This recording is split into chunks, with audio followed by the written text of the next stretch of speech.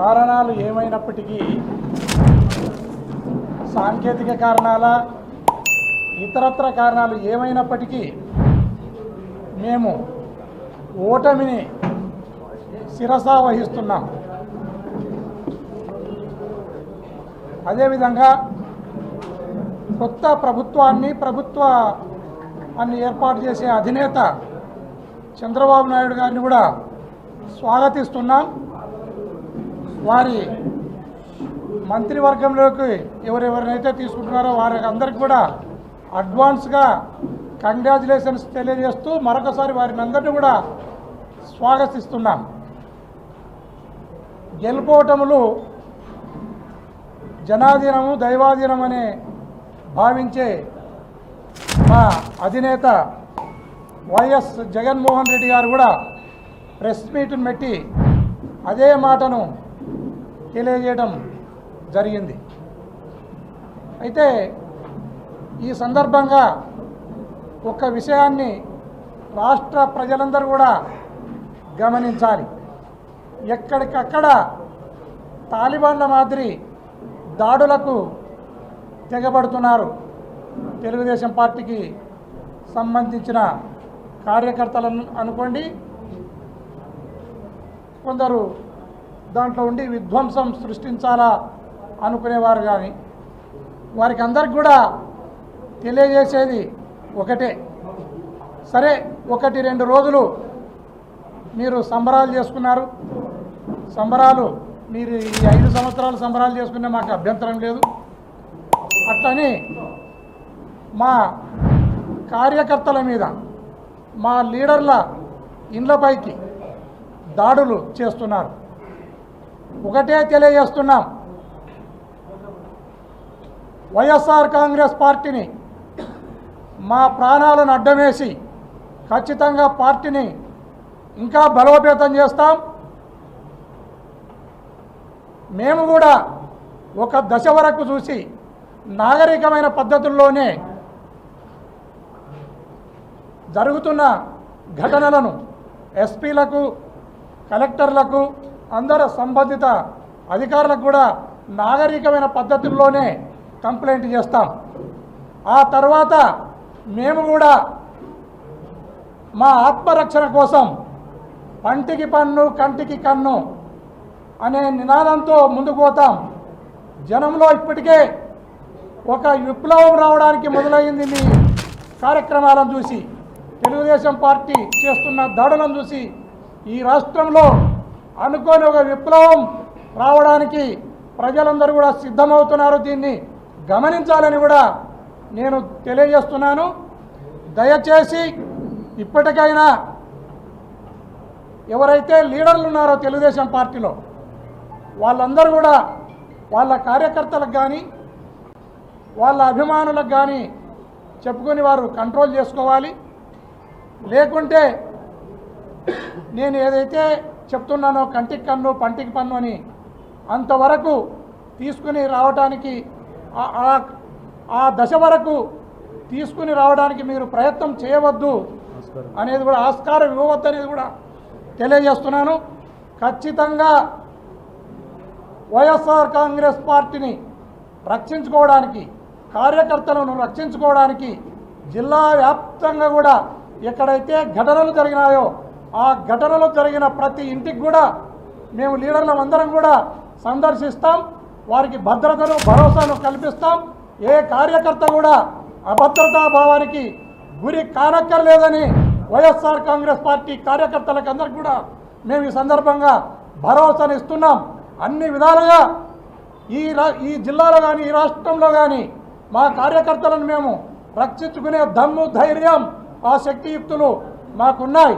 దీన్ని తెలుగుదేశం పార్టీ గమనించాలి అని కూడా ఈ సందర్భంగా తెలియజేస్తున్నాను. దయచేసి మీరు ఏదైతే కొత్తగా ప్రభుత్వం ఏర్పడబోతుందో ప్రత్యేక హోదా కోసం పోరాడండి, పోలవరం డ్యామ్ కోసం పోరాడండి, రైతుల కోసం పోరాడండి. దానికి అంతటికి కూడా మా మద్దతు ఇస్తాం.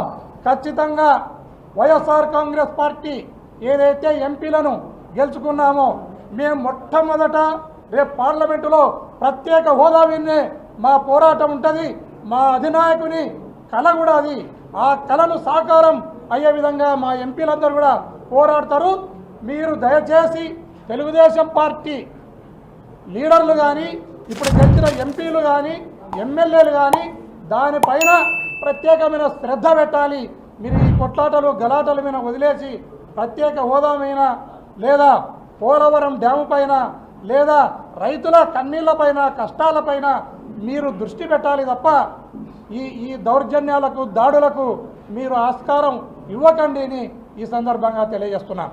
మనిషిని హింస పెడుతూ నువ్వు ప్రాణంతో బతకాలంటే జై జగన్ అనమంటే జై తెలుగుదేశం, జై చంద్రబాబుని ప్రాణాలు తీసిన సందర్భం చంద్రయ్య. ఇది తలుచుకుంటే ఆ కమిట్మెంటే, ఆ త్యాగాల ఫలితమే ఈరోజు ప్రజాస్వామ్యాన్ని కాపాడుకోగలిగాం. ఒక్క మా కార్యకర్తలకే కాదు, మీడియా 5 ఏళ్లు మీరు పడిన ఇబ్బందులు, మీరు కోర్టుల చుట్టూరు తిరిగిన ఇది, మిమ్మల్ని సిబిసిఐడి ఆఫీసులో పెట్టి వేధించిన విధానం, అవి తలుచుకుంటే ప్రజాస్వామ్యమే సిగ్గుతో తలంచుకోవాలి. అలాంటి సంఘటనలు జరిగాయి. మేనేజ్మెంట్ని ఒకరినని కాదు, ఎవరినైనా పట్టుకురావచ్చు, ఏదైనా చేయొచ్చు అనే ధీమా వచ్చేసి ఇష్టానుసారంగా ప్రవర్తించే పరిస్థితికి వచ్చారు. అదే సమయంలో ప్రజల మీద, మా పార్టీ మీద సరే, ఈవెన్ జనసేన, పవన్ కళ్యాణ్, ఆయనకు కూడా స్వేచ్ఛ లేదు.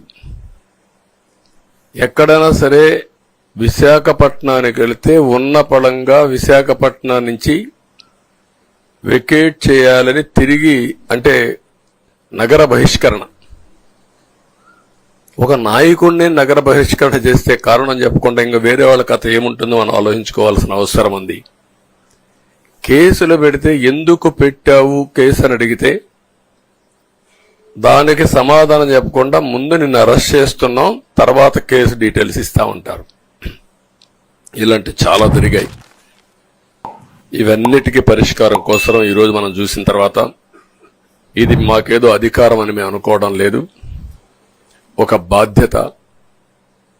మేము పాలకులమే కాదు సేవకులం అని చెప్పి నినాదానికి శ్రీకారం చుట్టారు. ఇవన్నీ గుర్తుపెట్టుకొని పనిచేస్తాం. నేను చాలా స్పష్టంగా సూపర్ 6 ఇచ్చాం. అదే మాదిరిగా ప్రజాగళం ఎన్నికల మేనిఫెస్టో ఇచ్చాం. ఇవన్నీ కూడా ప్రజల్లోకి బాగా వెళ్ళాయి. ఒక హోప్ క్రియేట్ అయింది. ఇవన్నిటి ఫలితాలే నిన్న వచ్చాయి.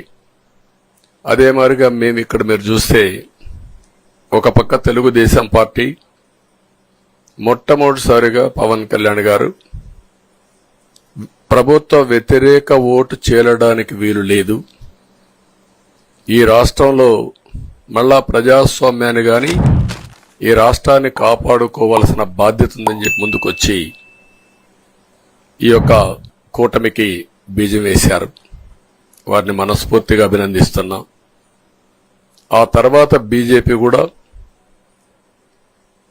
ఈ కూటమిలో భాగస్వాములయ్యి ముగ్గురం కూడా మీరు ఒక్కసారి ఆలోచిస్తే ఒకరు ఎక్కువ ఒకరు తక్కువ కాకుండా ముగ్గురం కలిసి పనిచేశాం.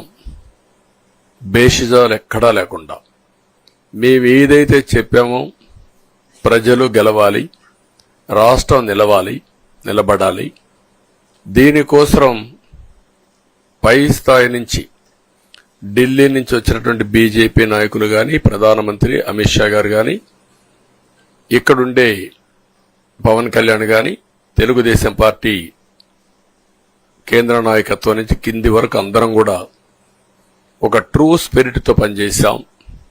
175 అసెంబ్లీలు, 25 అసెంబ్లీలు అన్ని పార్టీలకు సంబంధించిన సీట్లుగా ఎన్డీఏలో భాగస్వాములుగా ఒక బాధ్యతతో ముందుకు పోయాం.